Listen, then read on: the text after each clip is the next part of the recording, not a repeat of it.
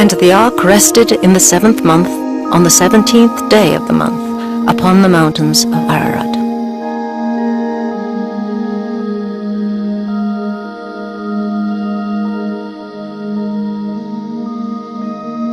The Bible says that the ark rested upon the mountains of Ararat.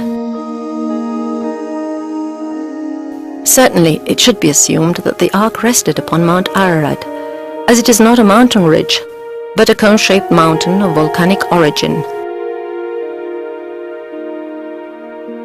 the upper part of which, from 4.5 kilometers above sea level to its peak, is permanently covered with ice. Where did Noah's Ark land? Even the peaks of the mountains were covered by water during the deluge. The ice should have melted, but if the ark had landed below the zone of eternal ice, it would have decayed and perished without a trace.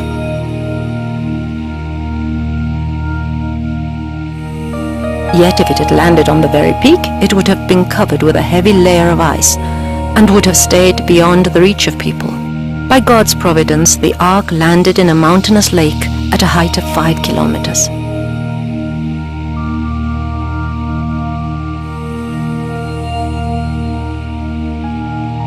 Throughout the cold years, the ark is covered by ice and snow and cannot be seen. However, very rarely, during summers of warm years, part of it becomes exposed.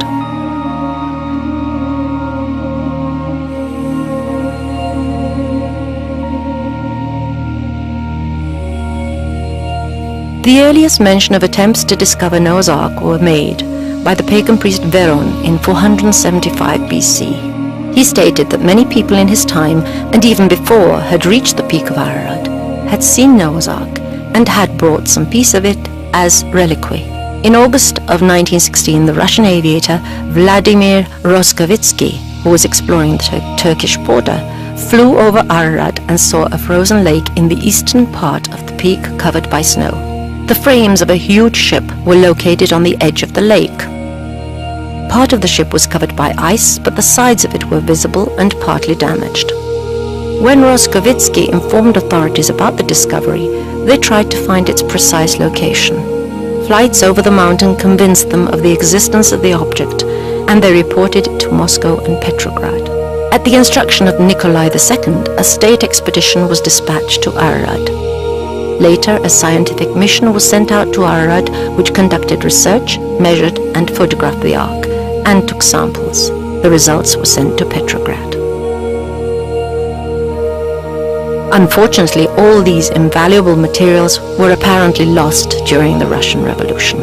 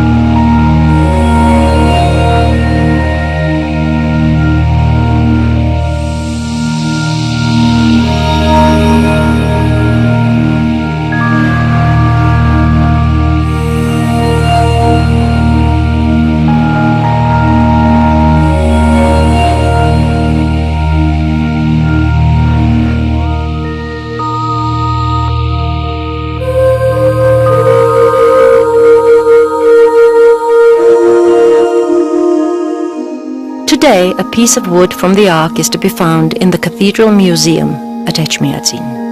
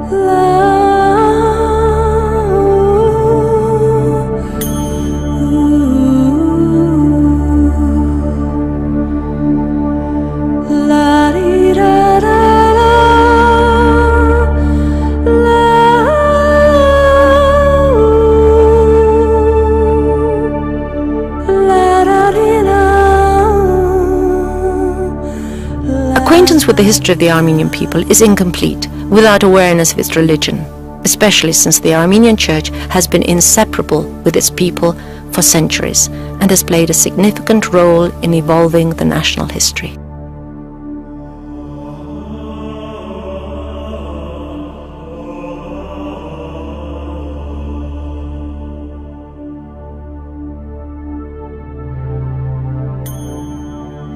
The Armenian Apostolic Church recognizes the apostles Saint Thaddeus and Saint Bartholomew, also known as the first enlighteners of Armenia, as its founders. Thus, the apostolic origin of the Armenian Church is an incontestable fact in the history of the Christian Church. Christianity, diligently preached by Armenian bishops for more than 2 centuries, had been steadily penetrating into the souls of the people and its rulers.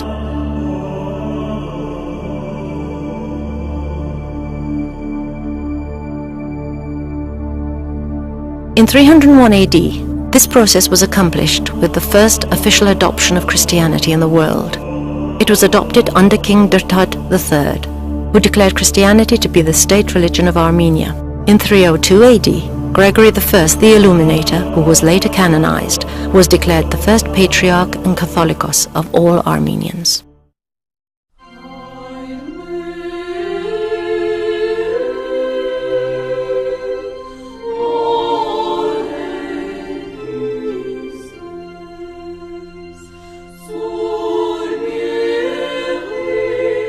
It is presumed that the city of Artashat was situated on the present-day border between Armenia and Turkey.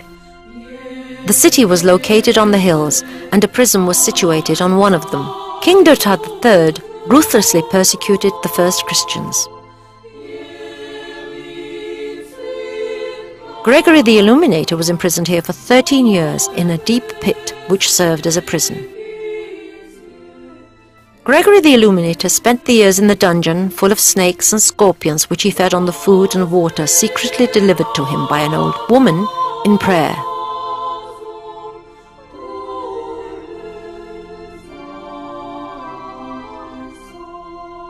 Meantime, King Dertad, who had killed many Christians, had gone mad. His family and courtiers were disturbed. The king's wife had a dream in which she was told to go to the prison of Khorvirab. 13 years had passed since Gregory the Illuminator was thrown into the dungeon, and it was assumed he must have died. But she had the same dream for a second and third time. Gregory was brought out of the pit, and he cured the king. Dertad converted to Christianity and became the first Christian ruler of Armenia. Not only that, he proclaimed Christianity to be the official state religion. The monastery of Khorvirab, which literally means deep pit, was constructed over the dungeon in the 17th century. The actual pit, where Gregory the Illuminator was imprisoned, has survived. Khorvirab has always been and will be a sacred place for Armenians all over the world.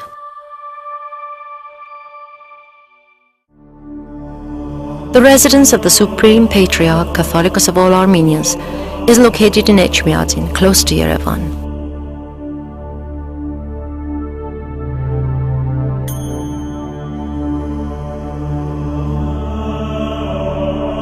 This cathedral is the ancient Christian temple of Armenia and one of the first in the entire Christian world.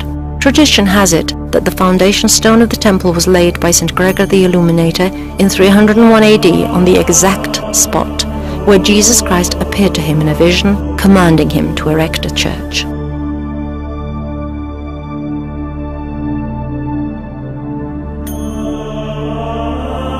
Crossstones in the courtyard of the cathedral deserve special attention.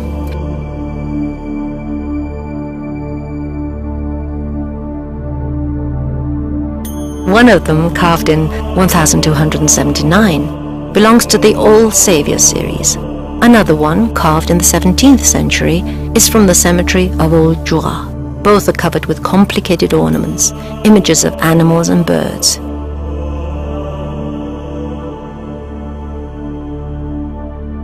Here, a contemporary crossstone is located, a monument to Armenians who became victims of the genocide of 1914 to 1916.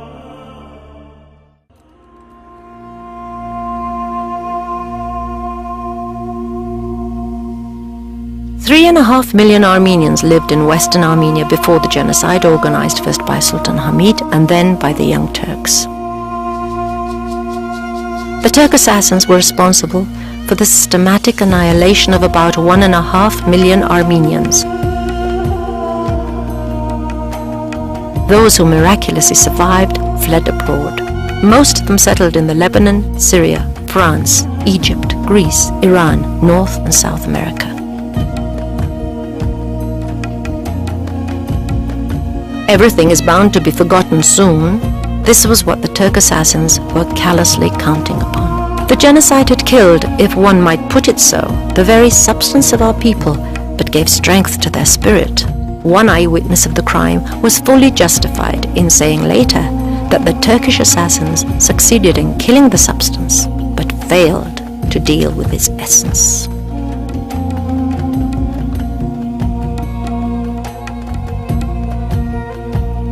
To get an idea of the mythical phoenix which was said to rise out of its ashes after being consumed by fire, one should look at the Armenian people. And whoever does not believe in the resurrection should visit Armenia. Our fire was always glowing, even when we seemed to have been buried under the ashes.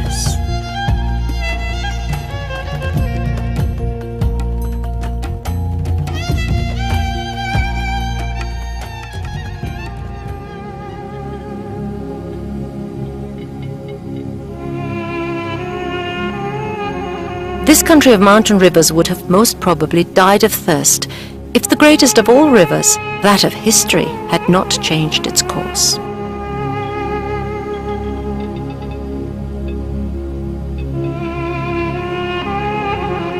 It was precisely here in the desert of Sardarabad that in 1918 the remnants of our people, who had somehow managed to escape death during the genocide, worked one of the miracles in the history of Armenia.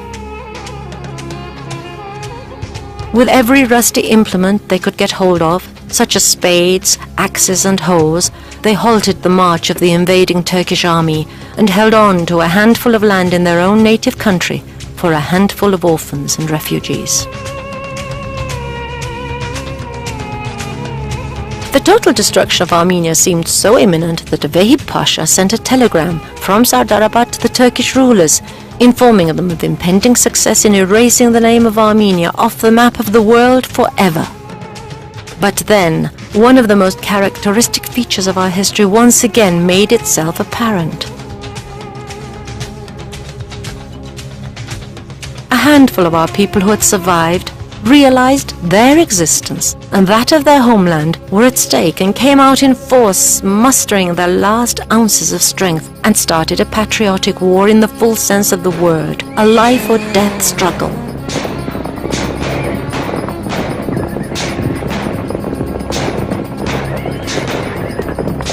And they proved once more that it was impossible to annihilate this nation, and that a nation could work miracles in any situation, even one which seemed utterly hopeless.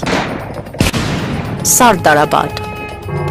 All the bells of the village churches on the Ararat plain tolled day and night, sounding the alarm and calling the Armenian people to the battlefield. And the Armenian people were quick to respond.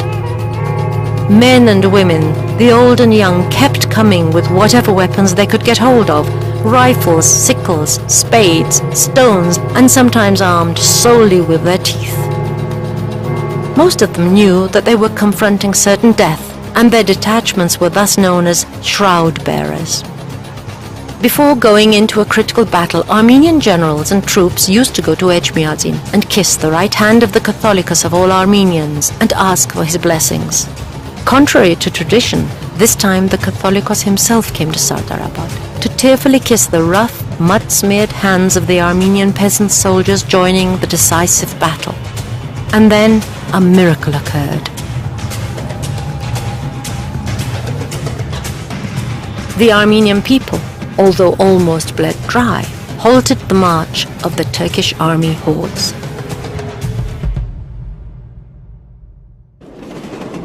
Even today, when one looks out of a train window at the last scraps of the stony desert, one can't help wondering if this country really had no water at all.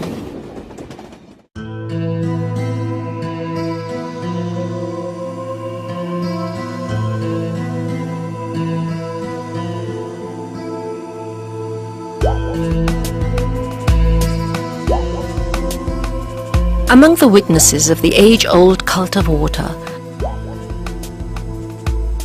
are the famous Armenian pagan goddess Nar, or Nurin, who is still revered in most Armenian villages.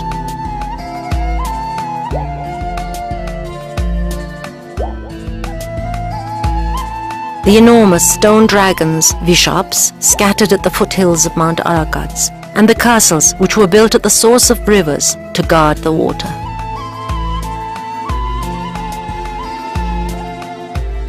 One of the Armenian traditional holidays, Vartavar, is associated with water. It is the biggest summer holiday, one of the most important holidays of the Armenian Church, and one of the most popular holidays with the people. It is celebrated on the 98th day after Easter. The holiday is celebrated in honor of the Transfiguration of Christ, which happened on Mount Tabor. The Bible says that Jesus Christ the Savior, accompanied by 3 apostles, Peter, James, and John, were ascending Mount Tabor, where the prophets Moses and Elijah appeared to them. While talking to them, Christ was transfigured, and his clothes became as white as snow. However, in spite of its Christian nature, the holiday retains a number of pagan features. After the adoption of Christianity, many pagan customs were preserved during Vartavar, such as decorating oneself with roses, pouring water on one another, releasing pigeons, and so on. Just like many centuries ago, Vartavar is nowadays celebrated with the same feeling of excitement and great fun, and is a unique holiday in terms of gathering together the whole family and kin, as on this day it is customary to visit one's parents and relatives.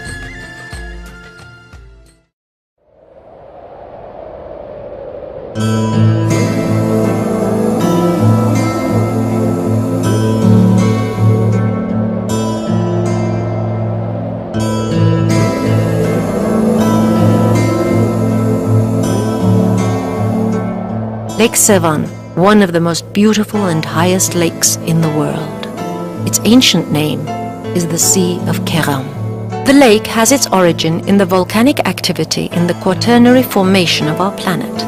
The area of the water surface of Sevan Major is 972 square kilometers with a maximum depth of 46 meters, and that of Sevan Minor is 284 square kilometers with a maximum depth of 99 meters. Sevan lies at an altitude of 1,897 meters above sea level.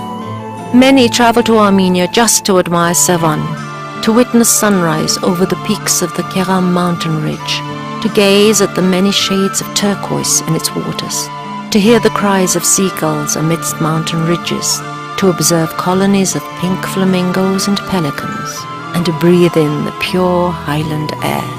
At a distance of 3 kilometers from the shore of the desolate and, at that time, northwestern edge of the Sea of Keram, close to the source of the river Hrazdan, a small rocky island with a diameter of barely 500 steps stood alone.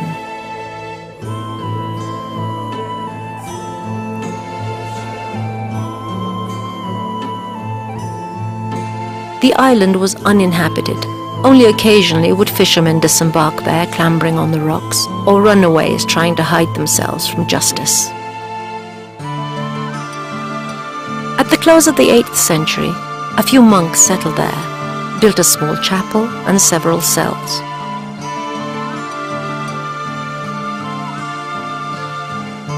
Being situated in an isolated place not far from the trade route, with waters rich in fish, the island had such a favorable location that the community of monks decided to erect a monastery on the island. They started the construction of fortification walls, first making a ledge in the rock and placing large stone blocks on it.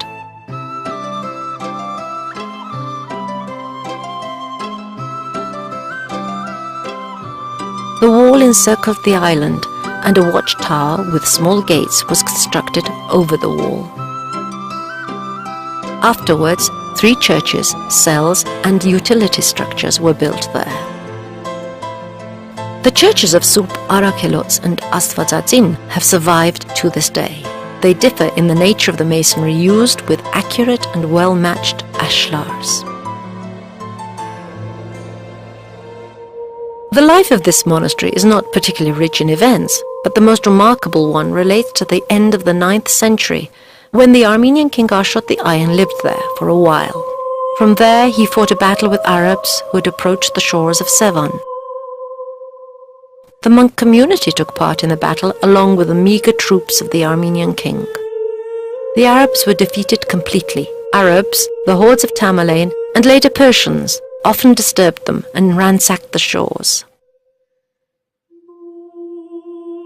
Some even reached the monastery. The monk community held the lines repelling the raids, and the monastery survived. However, in time, the walls were destroyed, probably in the 16th to the 17th centuries.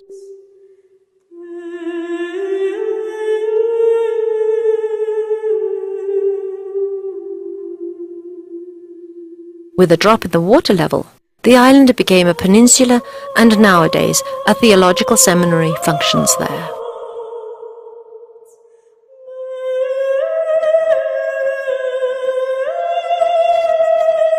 Early in the morning and in the evening, liturgical motets sung by the students at the seminary can be heard floating out of the churches, drawing a veil over the smooth surface of Sevan. This lake, one of the peerless wonders of nature, is so high up that at times it is hard to make out whether it is a cloud gliding over the lake or blue waves dancing in the sky.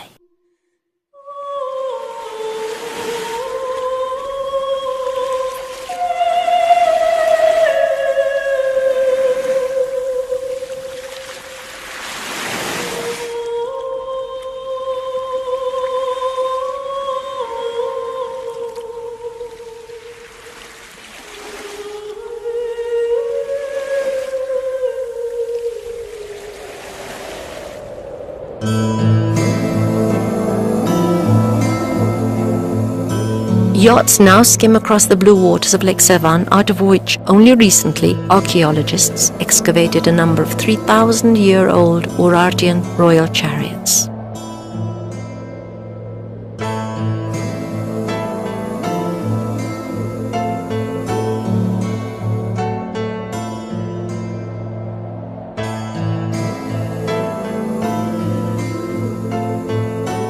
There isn't a single poet who wouldn't praise the unique beauty of Lake Sevan after seeing it just once.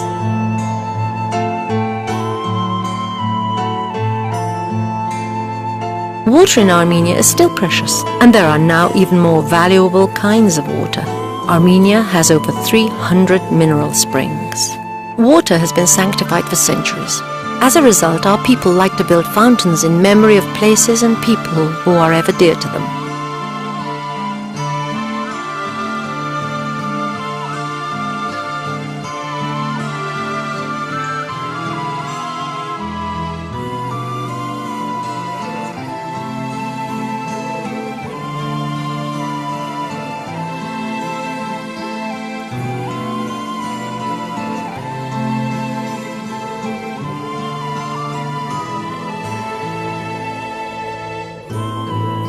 The spring water in the Stepanavan mountain pass marks the place where Pushkin saw the corpse of Gribayev. It is a beautiful, wise tradition, symbolizing the immortal memory of fallen heroes with the sweet and somewhat sad murmuring of pure spring water.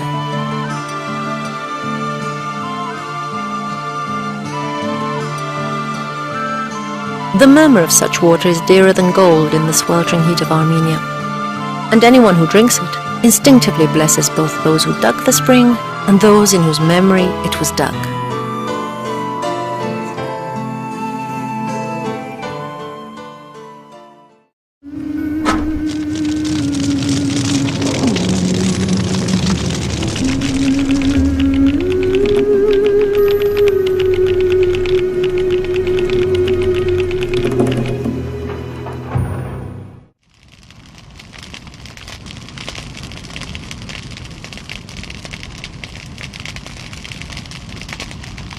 Heaven was in pain, the earth was in pain, and the purple sea was also in pain. And amidst the sea, labouring to bear, was the crimson reed. Out of the reed pipe ascended smoke, out of the reed pipe ascended flame, and amidst the flames ran a fair-haired youth, with his hair of fire, with his beard of flame, and with both his eyes just as real as suns.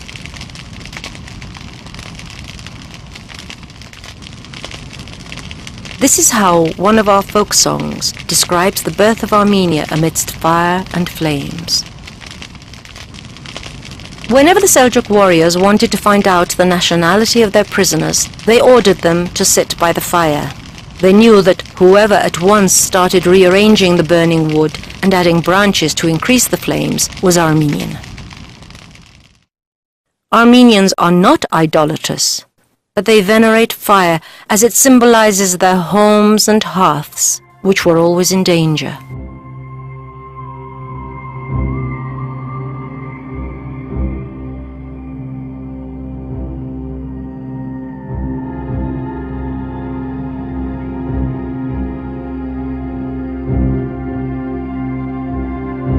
The adoption of Christianity by Armenia in the year 301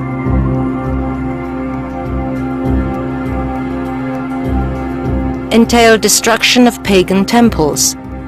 However, preachers of the new religion did not risk damaging this one standing in the king's residence.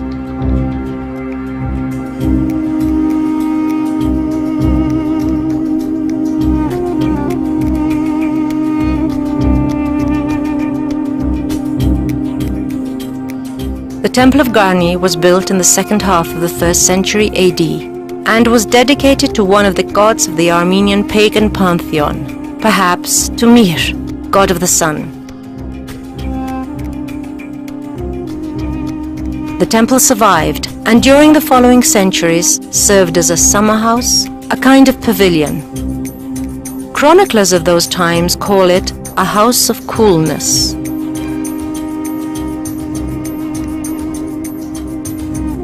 The temple was constructed of basalt in the type of peripteros, that is a building which is surrounded on all sides by a portico with columns.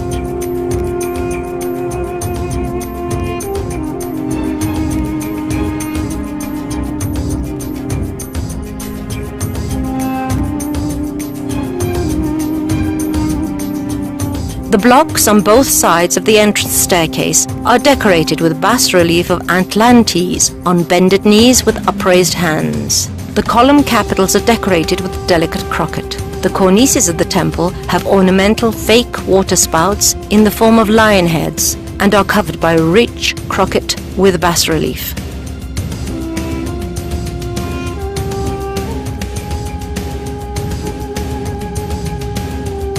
The perfectly implemented hewing and carving show the high level of skills of the local masters who could handle hard basalt so subtly and successfully.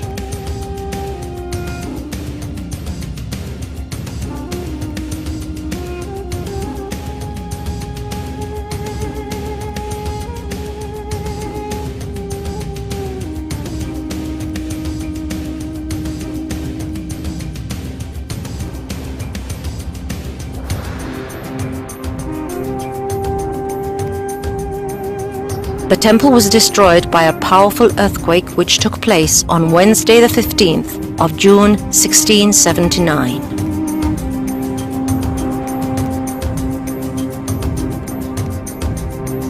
The temple was reconstructed in the 1960s, and today we see it close to its original form.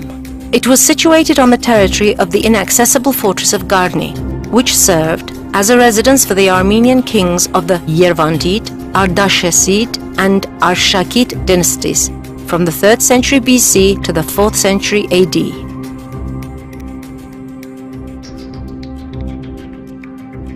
A part of the army was also garrisoned here.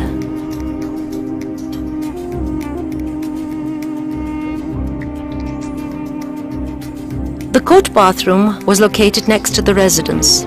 Being constructed in the 3rd century, it incorporated around 5 medium-sized rooms: the cloakroom, the bathing room with cold water, the bathing room with warm and hot waters, and the combustion room with a reservoir for water heating.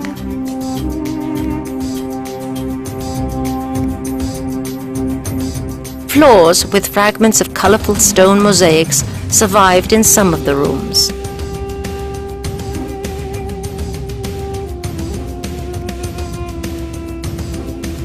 The mosaic of the cloakroom is especially interesting.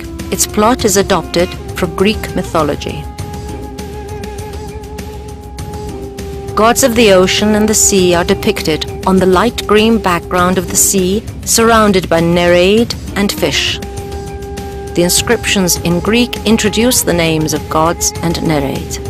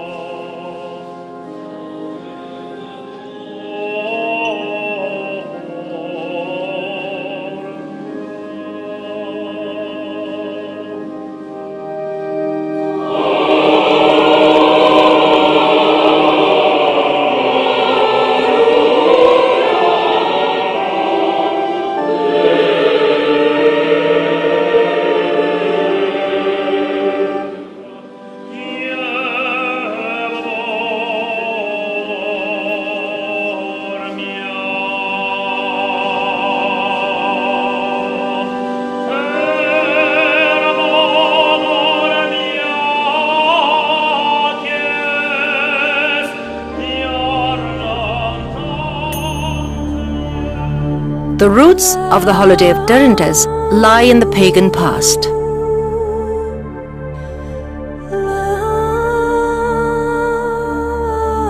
Derintes, holiday of cleansing through fire. During the celebrations, newly married couples jump over bonfires. This holiday was associated with the worship of fire in pagan Armenia and was dedicated to the god Mihr. The essence of the holiday was to ease the approach of spring by heating up the cold, wintry earth with bonfires. In order to communicate Christianity to his nation, Saint Gregory the Illuminator set many of the main dates of the church calendar to coincide with the popular rites of pagan tradition. Derintes today is first of all a holy day. The feast of the presentation of the Lord in the temple. In spiritual literature it is called Diarn Daraj or Diarn Tses or Diarn Andaraj, which means God with you, towards God. It is the feast of the presentation of the Lord in the temple. The word Diarn Daraj stands for meeting.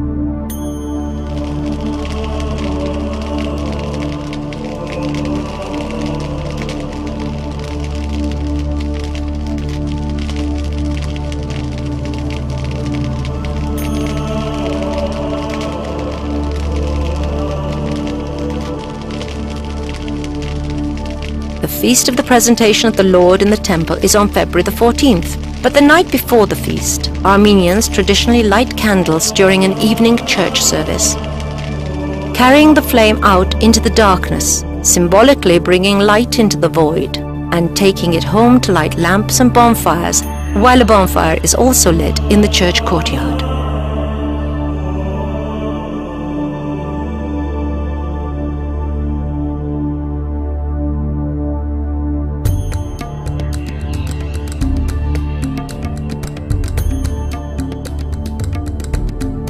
Different artists have imagined and depicted Jesus Christ differently. In Italy, in the Armenian Church of Genoa, the true portrait of Jesus Christ is kept and displayed. In the 10th century, due to the efforts of Armenian-born Byzantine Emperor Constantine, it was moved from Edessa, a town in Armenia, to Constantinople. In the 14th century, Doge Leonardo Montaldo moved the Holy Face from the capital of Byzantine to Genoa, thus saving it from the danger of Ottoman conquest and, renewing historical justice, granted it to the Armenian Church. Tradition has it that the portrait was painted from the living Christ by a court painter Anania by the order of Armenian king Abgar.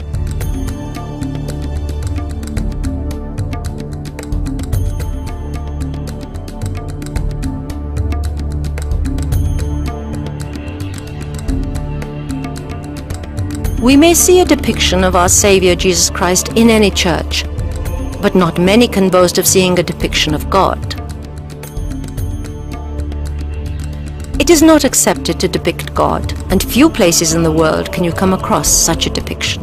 One of these places is Noravank. The entrance to one of the most beautiful churches in Armenia is decorated with an enigmatic depiction, so archaeologists and historians claim, of God.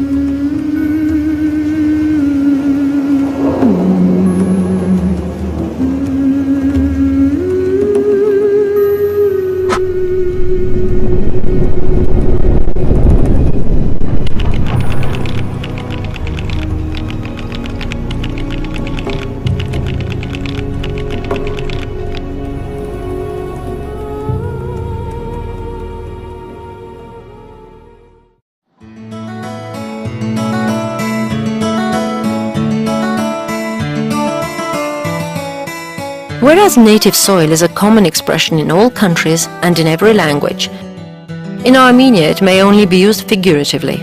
It would be truer to use the expression native stone.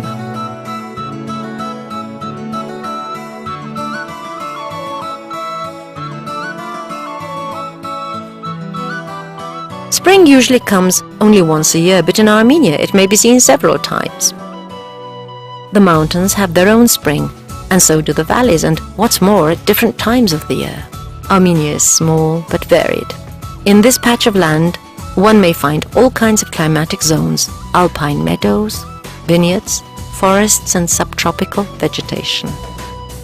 When autumn comes to the Ararat Valley, the grapes are succulent and the rosy peaches are ready for picking. Nearer to the foothills of mountains, it is still summer and the wheat is only just beginning to turn gold. Meanwhile, in the alpine meadows, the grass is growing lushly and the poppies are in full bloom.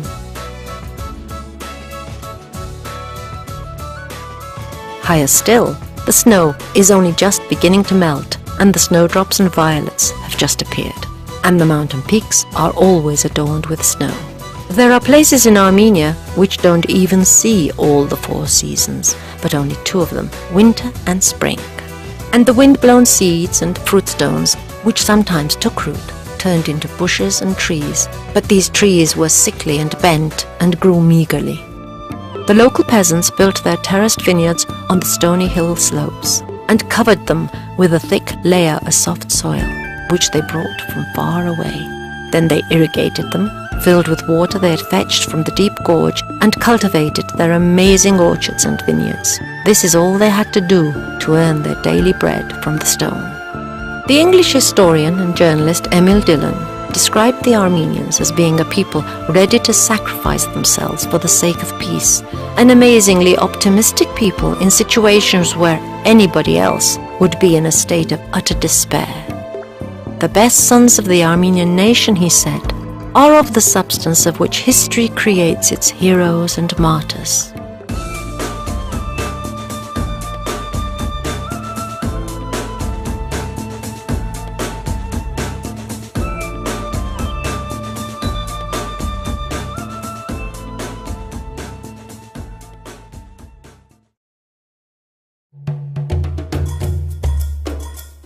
This wonderful quality of our native soil was described by Pavstos Puzant, a 4th century Armenian historian, in his renowned story about the Armenian king Arshak and the Persian Shah, Shahpur. The latter lured Arshak to see him in his tent with the aim of uncovering his secret thoughts and intentions. They talked and strolled around the tent, half of which, on the secret advice of Persian wise men, was laid with earth brought from Armenia.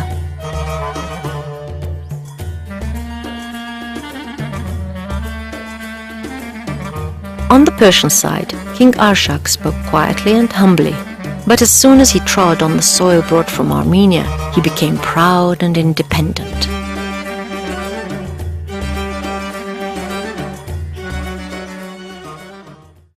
But who can say for certain where grapes or wheat grain first originated? But one can say that grains of wheat and grape pips were found during the excavations of the Urartian fortress towns near Yerevan, which were built over 3,000 years ago. What's more, the grape pips were of the same varieties as those cultivated in Armenia today. That means our ancestors sowed wheat and cultivated grapes on this soil thousands of years ago. They too struggled with the stone, and at the same time had to defend their orchards and fields from foreign invaders. They struggled against the stones, cultivated wheat and barley, and astonished many foreigners, including the Greek historian Xenophon in the 5th century BC, with a strange beverage brewed from barley, known to us as beer. They turned the stones into grapes and drank delicious wine, which inspired them to carve grapes and pomegranates, wheat and eagles on the stones. But grapes most of all.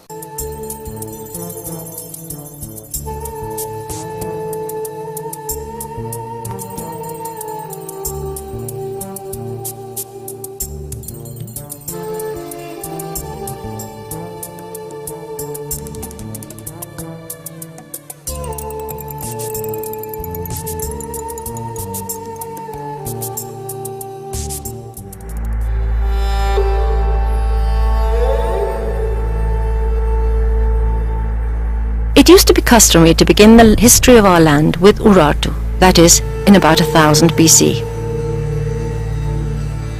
However, the excavations which have recently taken place in Mezamor, Shengavit and Mohrablur confirm that our history, in fact, began 5,000 years earlier and should be dated from the 6th millennium BC.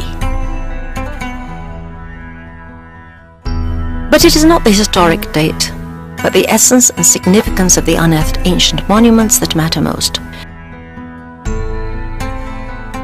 For example, the ancient metal casting foundry and the hieroglyphics excavated at Mezamor may yet reveal new secrets. They undoubtedly testify to the existence in this land of one of the most ancient civilizations of the world, which began long before the biblical flood.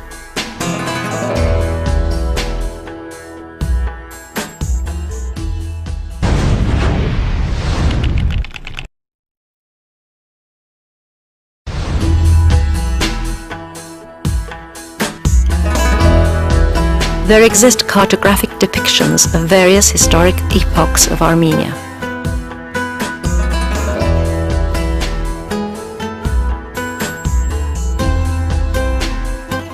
The most ancient one is the depiction of Armenia on the Babylonian map of the world, which experts date to the 5th century BC. The cartographic inscription on the clay plate is a circular panorama in the shape of a 7-point star, the center of which displays Babylon, and the rays reveal the 7 mysterious islands.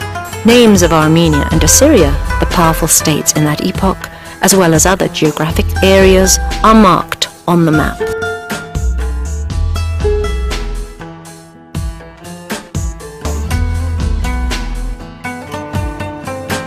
Urartu, one of the most powerful and highly developed powers of the ancient world, which covered the territory of Armenia of the past, was founded in the 9th to the 10th century BC and existed until the 6th century BC, when its capital, Tushpa, was totally destroyed. Before the formation of the Urartian state, this territory was inhabited by the ancestors of the Armenian tribes who called their country Nairi. The founder of the Urartu state and its first king was Arame or Aram. His name has been preserved in Armenian pagan legends and tales, and obviously explains why foreign peoples subsequently began calling our people or one of its tribes Aramens or Armens, and the country Arme. The Urartu state was originally formed on the territory around Lake Biaina, now Lake Van in western Armenia, and for this reason the Urartians called their country Biainili. Incidentally, information about the country of Urartu, referred to as Ararat and Alarod, is also to be found in the Bible, which states that the sons of King Sennacherib, or Sennacherib, of Assyria fled to the country of Ararat after killing their father.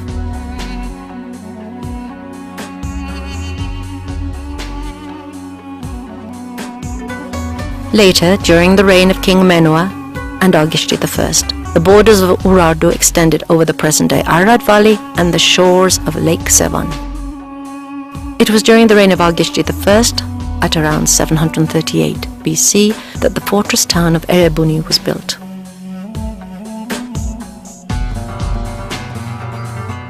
With the might of the god of Chaldeans, I, Argishti, son of Menua, built this solid fortress town and named it Erebuni, in glory of the country of Biaina and to the terror of her enemies.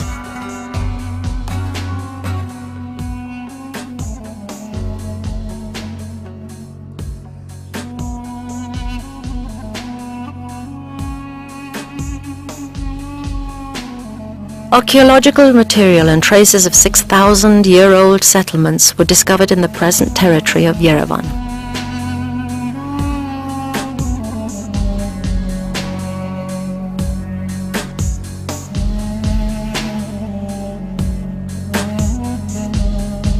The enigmas linked with the origin and formations of any people are complex and shrouded in mist, and this is true especially in the case of the sources of the Armenian people.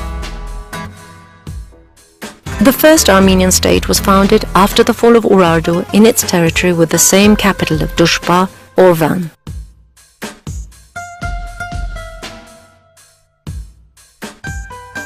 The Armenian tribes consolidated while the Urartu state was still in existence, and by the time Urartu fell, the Armenian people were already able to found an independent state. According to the historian Strabo, all the tribes living in this territory were already speaking the same language, Armenian.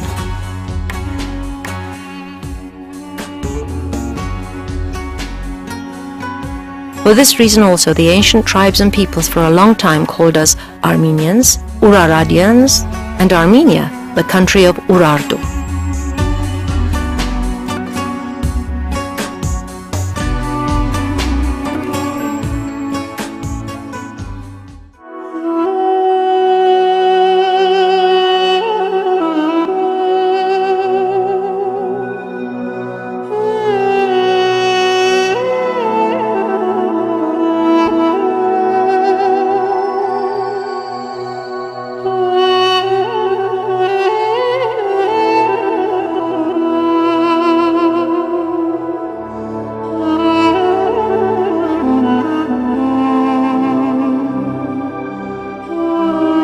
The Armenians call their country Hayastan, the country of Armenians.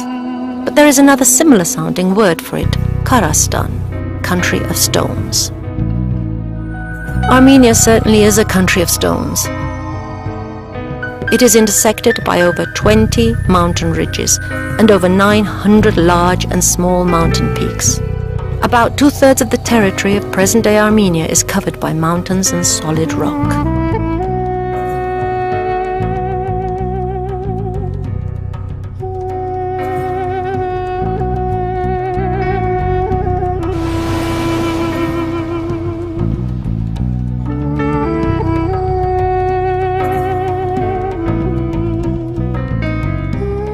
The volcanic lava heaped here over the centuries has created a unique open-air museum of stones.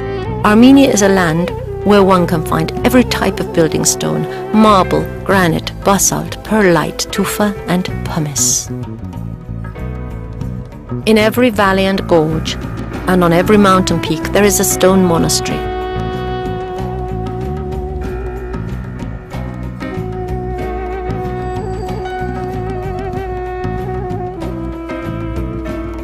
A khachkar, stone cross,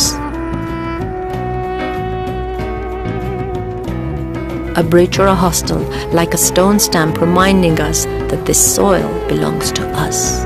It was certainly not fortuitous that every enemy in turn first tried to destroy us.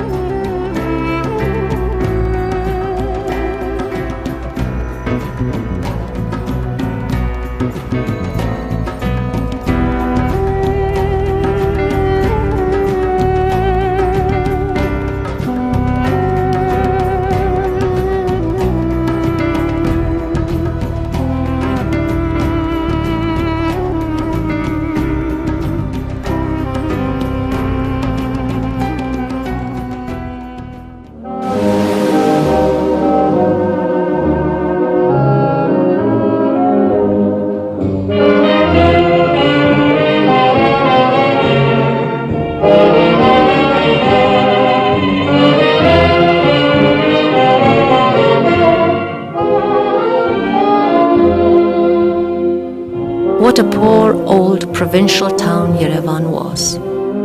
Here is a description by an official of the Tsar of how it looked in 1882. Houses with flat clay roofs, muddy streets and squares surrounded by clay walls. Mud, mud, mud, mud is everywhere.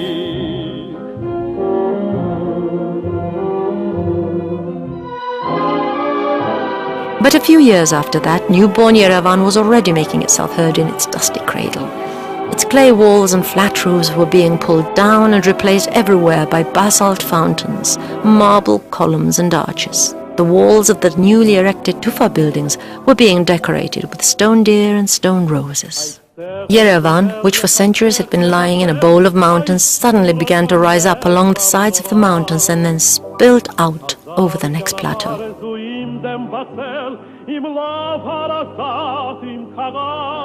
The stones had begun to speak and sing. Only a few cities in the world have their own special hallmark. Any stranger to Yerevan at once feels he has come to the capital of a country with a unique history and a style of architecture.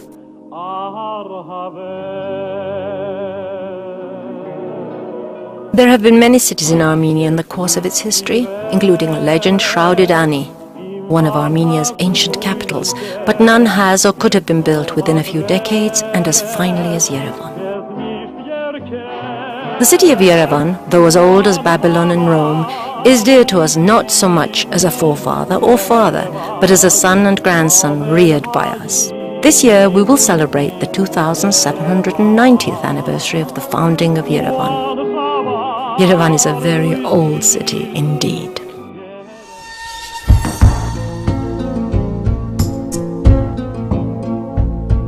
Then there's Armenian architecture. The spirit, character and essence of the Armenian people have perhaps never been expressed in any other field of art in such depth as in architecture. Unfortunately, we have inherited little of our civic architecture.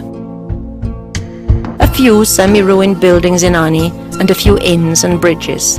So when we talk about old Armenian architecture, we mostly have in mind churches, monasteries, fortresses, and the wonderful khachkars.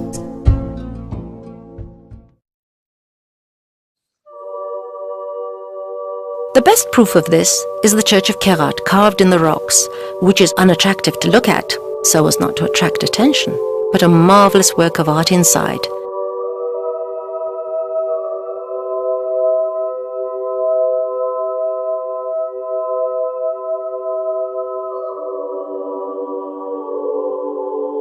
It is not majestic, elegantly proportioned or grandiose, but it is like Armenia itself, which has hidden away its stone beauty and secret essence.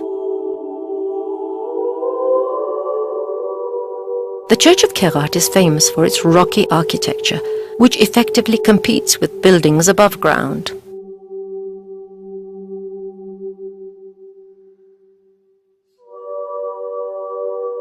The monastery is located on the slope of an almost complete circle of cliffs, enclosed by nature in all its severity and majesty, which seem to penetrate the clearness of the sky.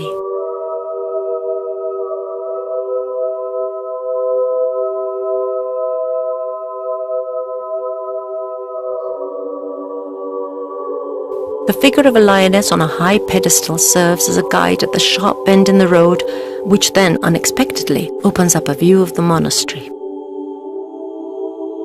The date of the foundation of Kerat is uncertain. A cloister named Airevank, or cave monastery, was probably founded in this place in the early years of the 4th century. It received its name due to its location in natural and artificial caves. The later name of the monastery, Kerat, refers to the lance which, according to church tradition, was once kept in the monastery, and which is said to be the very same lance with which the Roman centurion pierced Jesus Christ as he hung on the cross. The triangular head of the spear is kept in a reliquary in the museum of the cathedral in Etchmiadzin.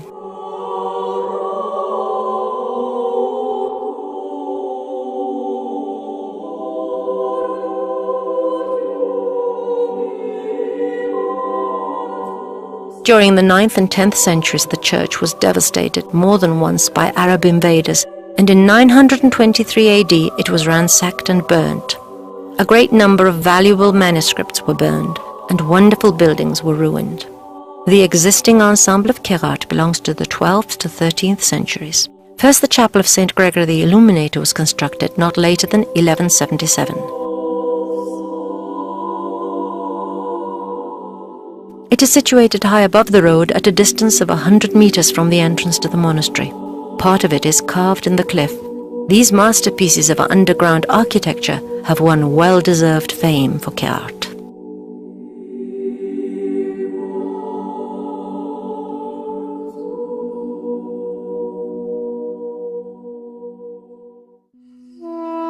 The monasteries of St. Ripsime, St. Gayane and St. Shoragat are situated in Etchmiadzin, close to the cathedral. The monasteries were erected on the spots of the deaths of 3 virgins who suffered severe tortures for preaching Christianity.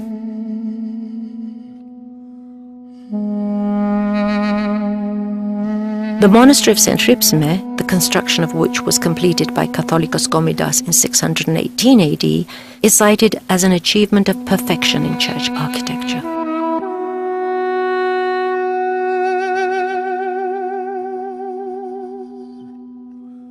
An inscription in the altar apse reads, "Christ our Lord, bless Gomidas, Catholicos of Armenia, constructor of St. Ripsime." St. Ripsime's relics lie in the underground burial vault below the altar apse. Archaeologists carrying out excavations on the territory of the church assume that an antique temple, similar to the one in Garni, existed on the same spot during the pre-Christian era. Fragments of the building, incredibly like those of Garni, and its location at the eastern gates of the city, bear witness to the existence of the temple.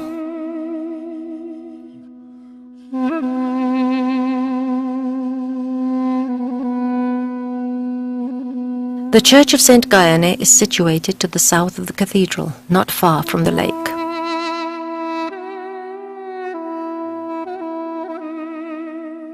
According to the church annals, it was erected in 630 AD by the order of Catholicos Jezer on the spot of a 4th century chapel.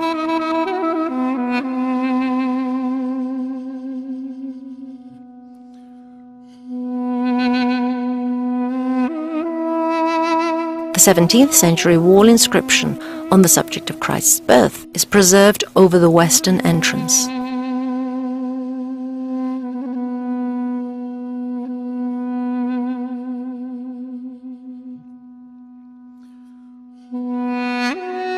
The relics of Saint Gaiane lie in the southern side altar of the church, next to the altar apse.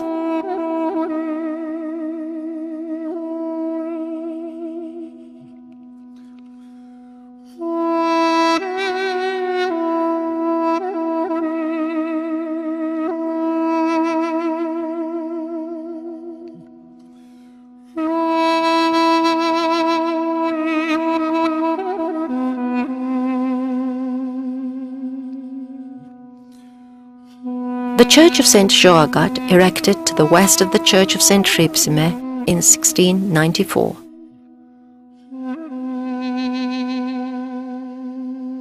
Over a 4th century chapel, is remarkable with its peculiar domed halls.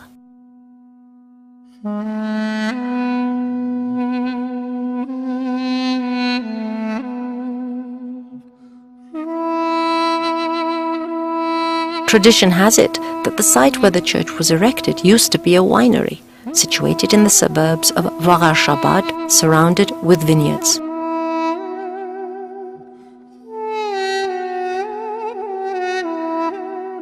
Christian nuns who had fled from Rome to escape persecution by the Emperor Diocletian found refuge here. Ripsime, Gaiane were among them.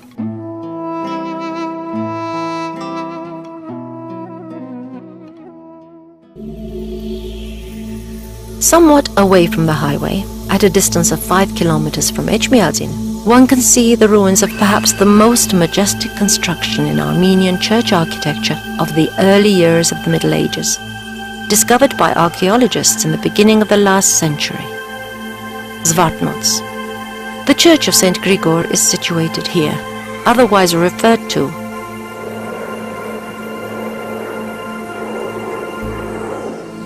as the Church of Heavenly Angels or Vigil Forces. The chronicles also call it Zvartnots. It was covered with rich relief decor from the foundation to the dome. The palace of the Catholicos stood next to it. The architect of this outstanding construction was the Catholicos Nerses III, named the Constructor. The church was built between 643 to 652 AD. The composition of the equilateral cross harmonically inscribed into a circle lies at the basis of its construction.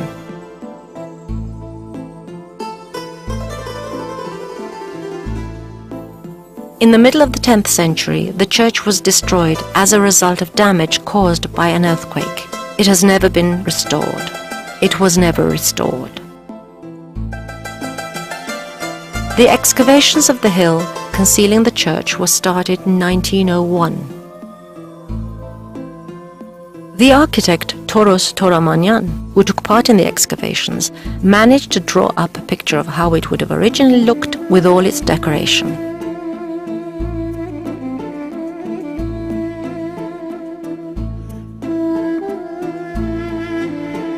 A small round pool with a staircase was located in the center of the church in the floor, serving as a christening font.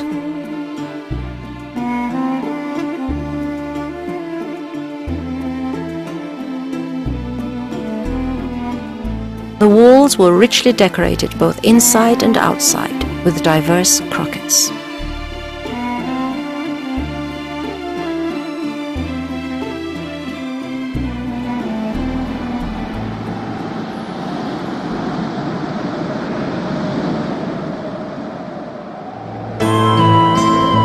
In the 17th century, the territory of historic Armenia was divided between Turkey and Persia, But despite this centuries-old loss of statehood, the Armenians were strong enough to produce such brilliant poets as Nahabet Kuchak and Sayat Nova.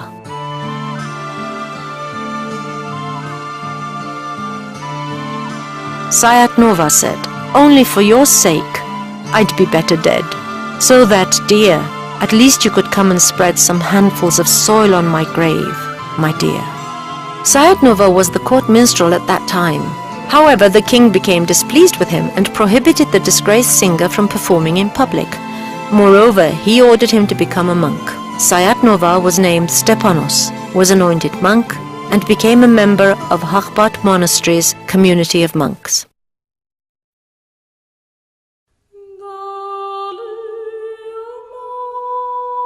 Hakhbat Monastery is situated in a mountainous area in the very north of Armenia, close to the river Debet.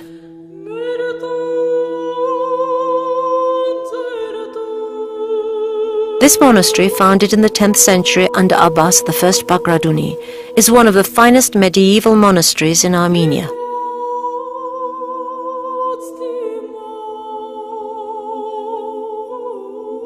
Erected on a high rocky plateau, it gives the impression of a small town enclosed within a fortress wall. Hakhbat Monastery is comprised of a great number of monuments of the 10th to the 13th century, including both church and civilian structures.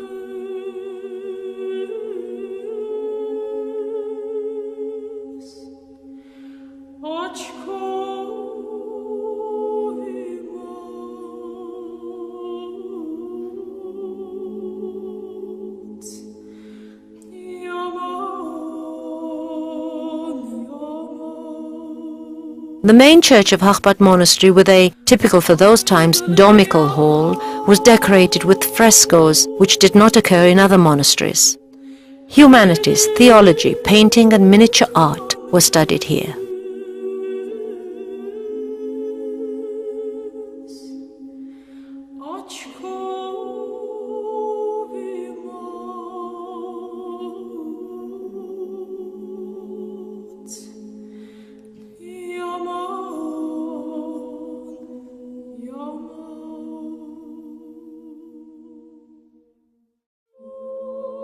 The village of Odzun is situated high in the mountains of the Lori region. It has a history going back 6,000 years. Mausoleums from the 4th to the 1st millennium BC were discovered during excavations. In the 1st century, Thomas, one of the 12 disciples, came to Odzun and ordained priests and bishops. The name Odzun came from the Armenian word Otzel, which means to ordain. And Odzun is mentioned in medieval manuscripts. Before leaving for India, Thomas the Apostle buried Christ's swaddling clothes underneath the altar of the Church of the Holy Mother of God. There is a 6th century inscription attesting to this above the southern door of the church. The Church of the Holy Mother of God in Odzun was built in 303 to 313 by King Durtat III and consecrated by St. Gregory the Illuminator. It was destroyed by an earthquake in the 5th century. In the 6th century, about 25 bas-relief sculptures from the old church were used in the construction of the present-day church. Now they embellish the church with their antiquity and beauty and are of great value. The second floor of the sacristy was used as a library. The porch of the church has external arches which surround it on 3 sides, and its beauty and uniqueness make it architecturally priceless. Christ's Annunciation and Christening, the 12 disciples, Abgar, King Durtat III, Saint Gregory the Illuminator, the Saint Hypsimian Virgins, and others are represented on bas-relief sculptures on this monument from the 4th to the 5th centuries.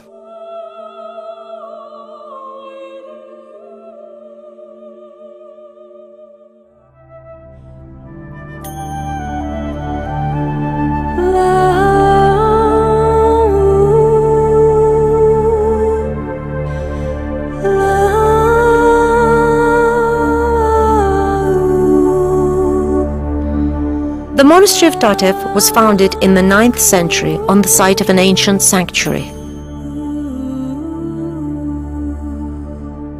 The oldest structure of the monastery complex is the Basilic Church of St. Boris Petros, 895 to 906.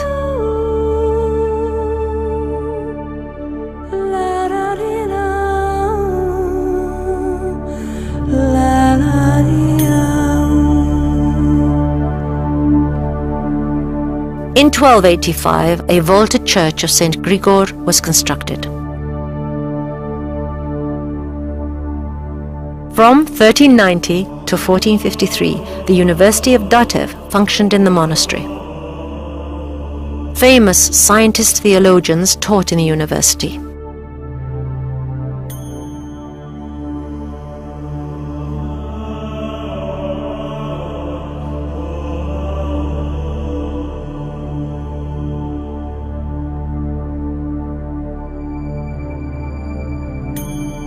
An interesting monument, a pendulous pillar gavazan, which warned the monks of approaching enemy troops, is located in the monastery courtyard.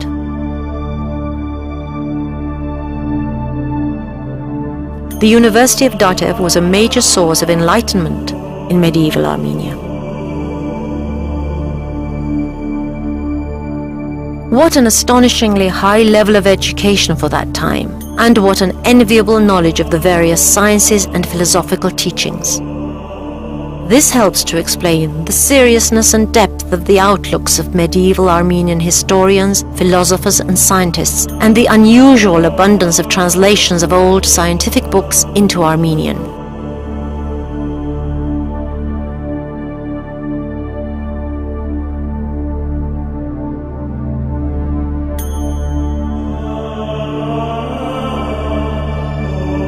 A legend survives to our times, which says that the mountains, Masis and Arakats, were once loving sisters. One day they had an argument about which of them was taller, more beautiful, and more slender. After a lengthy quarrel, the sisters eventually cursed each other. Since then, nobody's been able to set foot on the peak of Masis, and on the top of Arakats, a lake was born from the tears which she continues to shed all year round.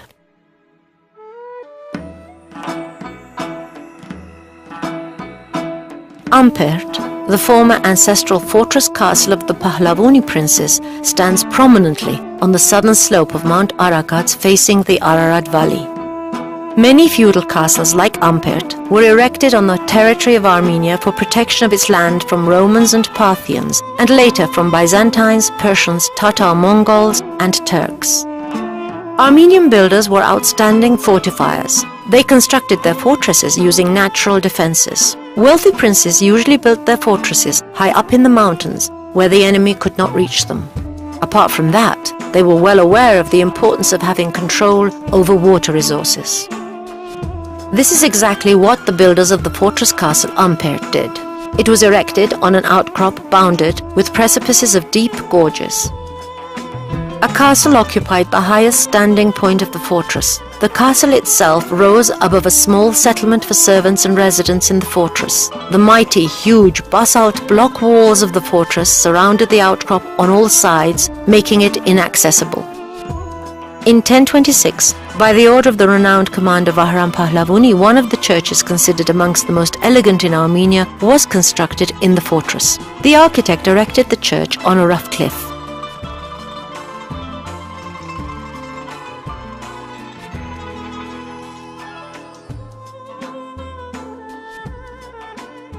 A small bathhouse preserved in the ruins not far from the castle also belongs to this period. Bathhouses in ancient and medieval Armenia were used not only for bathing, but social meeting places where people could rest and chat in a friendly environment. History presented the archaeologists in Ampert bathhouse with another remarkable discovery. When the excavation works progressed below the flagstones of the floor, the grave of a jester who would have entertained the magnificent master of Ampert Castle, Prince Pahlavuni, was discovered. Mount Arakats, which used to be famous only for its picturesque beauty, is now a scientific center. Physicists and specialists of cosmic radiation and astrophysics of many countries, who have never been to Armenia, are well acquainted with the names of the villages Puragan and Ampert, which are connected with many discoveries and bold hypotheses in these spheres. It was here on the slopes of Mount Arakat that the Alekhanian brothers carried out experiments in cosmic radiation, that Victor Hampartsumyan, one of the sons of our people scattered all over the world like a constellation, developed theories of young star clusters and computed the mass ejected from nova stars.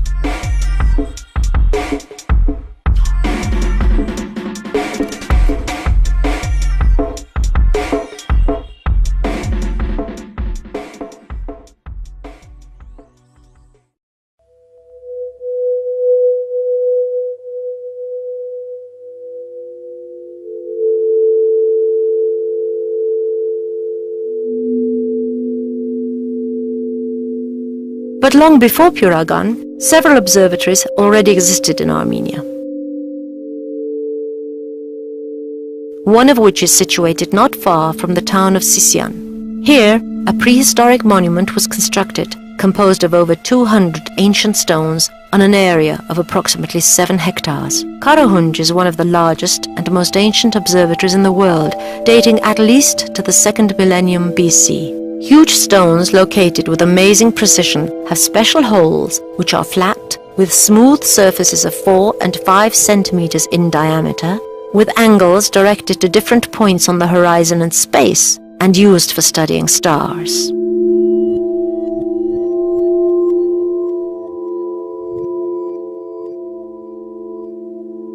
Petroglyphs, discovered not far from Karahunj, witness to the fact that primitive men in Armenia possessed certain knowledge of astrology.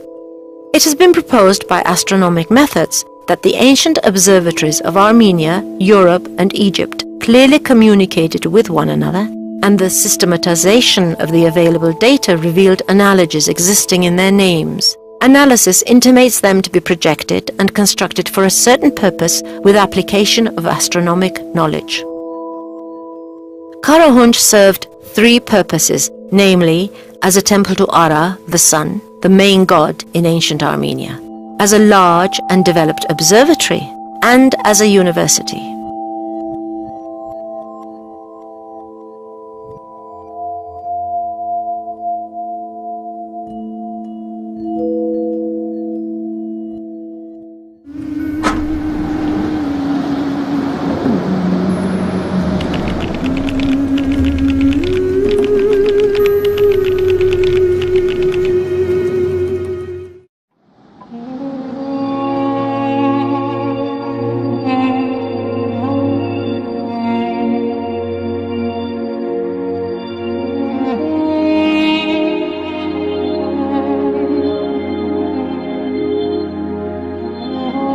For over 1,600 years, the letters of the Armenian alphabet have defended the national identity of our people, like a regiment of 36 courageous soldiers. Tormented for centuries by wars and disasters, our people would hardly have survived until now unless they had owned, along with the sword, a most powerful weapon, a written language.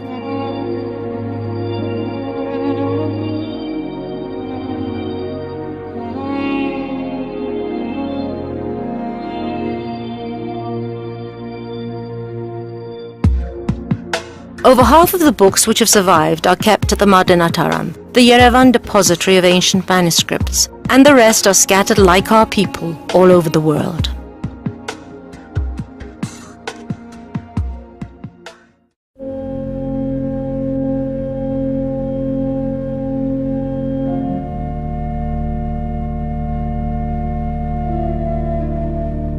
Anyone entering the manuscript hall in the Mardenataran can feel the silence of the centuries of our people's history, a silence that is more eloquent than words.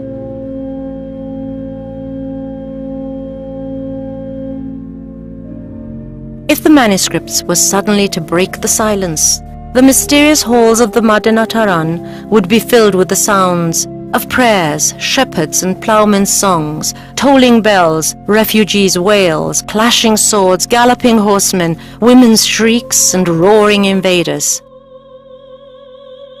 They've all grown silent and still, and turned to stone in the old folios. The entire history of our people is concentrated in these halls, starting from the Hyksos invasion of Egypt down to the tragic events of 1915.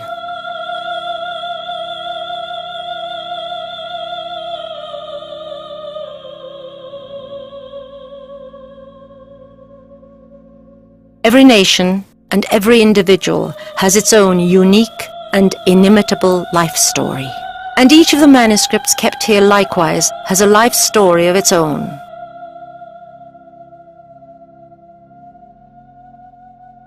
Only one thing joins them with unbreakable threads. Each of them contains a tiny part of the history of the people who wrote them.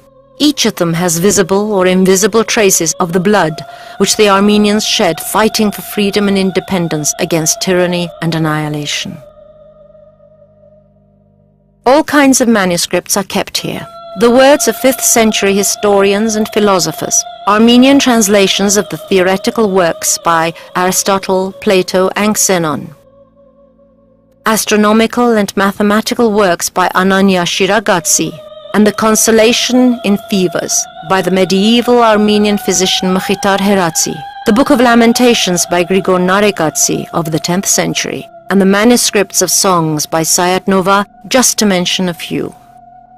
They vary in size and appearance from the 5th century ivory-bound, weighty homilies of Mush down to a minute calendar weighing 19 grams, which can only be read through a magnifying glass. There is most likely no sphere of erudition which is not to be found in the manuscripts of the Madena Taran. One finds examples of all religious creeds and heresies, philosophy, history, medicine, mathematics, grammar, poetry and prose, botany, medicine, zoology, astronomy, chemistry, anatomy, geography, geology, music, alchemy, painting and aeronautics.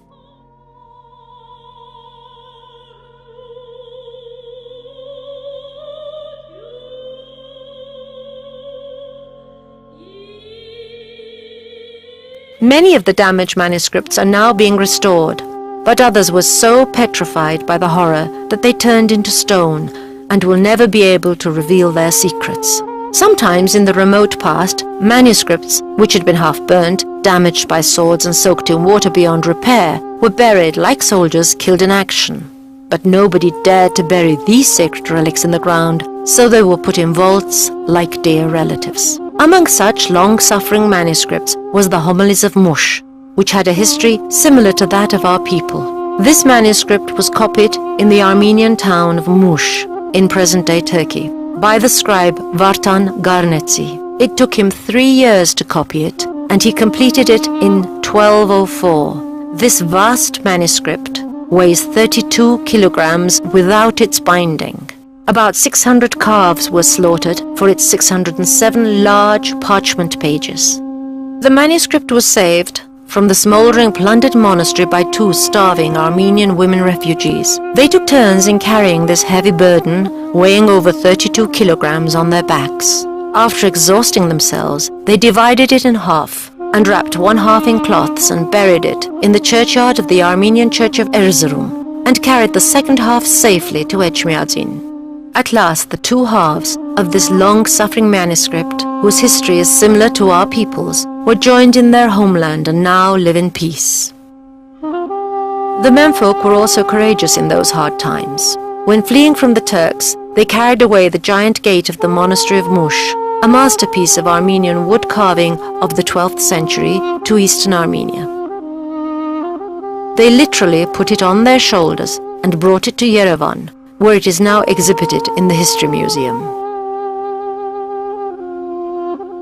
Not only were our language and literature powerful weapons of self-defense and self-preservation, but so also was the creation of our alphabet, for as well as literary significance, it pursued a political and diplomatic agenda. When it was threatened by idolatrous Persia, it defended itself with the armor of Christianity, guarding itself from the fire with the cross. When Armenia realized that the sermons given in its churches in foreign languages could endanger the native tongue and existence of the people, it at once created its own alphabet, and written language so as to propagate its own church in its own language and to safeguard its independence.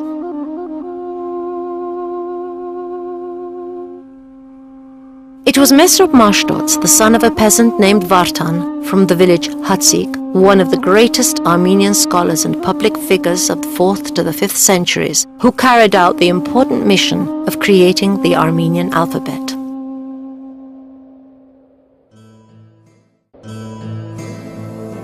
After receiving a general education in Armenia, and after traveling across many countries and studying all the old and new languages of his time, he created an alphabet which, incredible though it may seem, has not changed in the course of 16 centuries. The first sentence, translated and written with the letters of our new alphabet, is most characteristic of our people: to know wisdom and instruction, to perceive the words of understanding.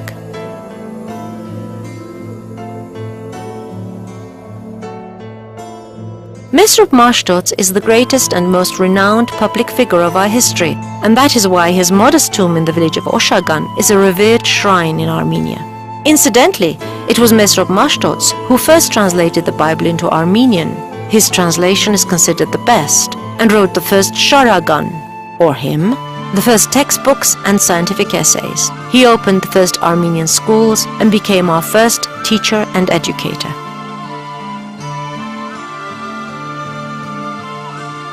Mesrop Mashtots created the Armenian alphabet in 396 AD.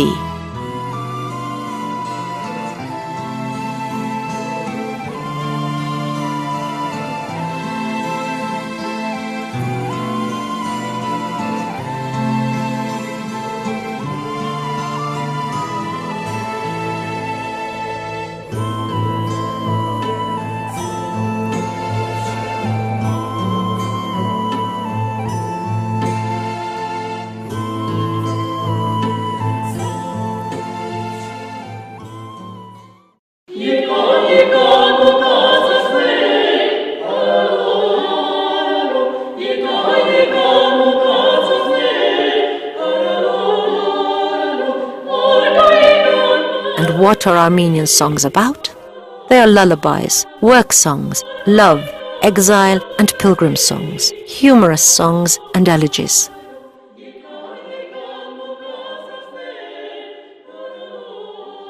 Many songs are, of course, about exile, but even more are about peace. Our people who have suffered in endless wars have always dreamed about peace and freedom and expressed their secret thoughts in songs. Grant the world peace and the people freedom is the refrain in one of the oldest songs still sung, and it is hard to believe that it was not written recently, but in the 5th century. When the spring of Armenian songs abounded in the Armenian mountains, the colors in Armenian miniatures dazzled the eye.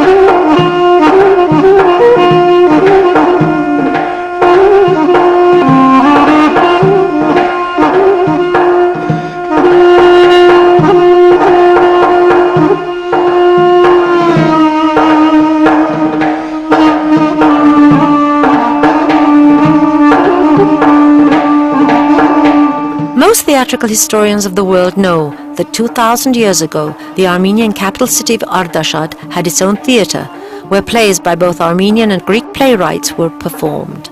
And that during one of these performances, the head of the executed Roman general Crassus was brought onto the stage. Yes, of that arrogant Crassus who had once crushed the famous rebellion of Spartacus and crucified thousands of rebellious gladiators on both sides of the Appian Way.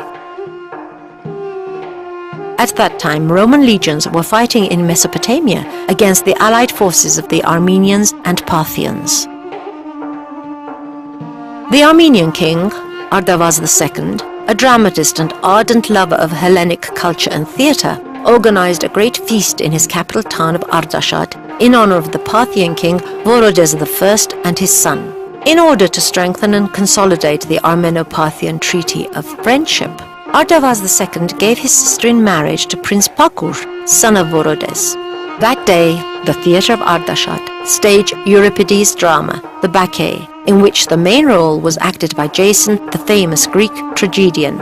In keeping with the role, Jason had to appear on the stage with the head of Pentheus, slain by the Bacchae, on his shield, and then recite his famous monologue. As a sign of a lucky game, we are bringing home a deer, just slaughtered in the mountains. When Jason was getting ready to appear on the stage, a messenger of General Suren of the Parthians rushed into the theatre. He brought news of victory from the battlefield near the town of Kara and the decapitated head of Crassus. Clever Jason, seizing Crassus's head from the hands of the messenger, put it on the shield and ran onto the stage. The two allied kings and the audience hailed him with thunderous ovation as he began reciting his monologue. The two allied kings and the audience hailed him with a thunderous ovation as he began reciting his monologue, erasing the boundaries between reality and fiction and giving the latter a new meaning. This performance at Ardashad, referred to as the Armenian Carthage by the Romans, was the first recorded play staged in Armenia. According to Plutarch, it took place on May 7th or 8th, 53 BC.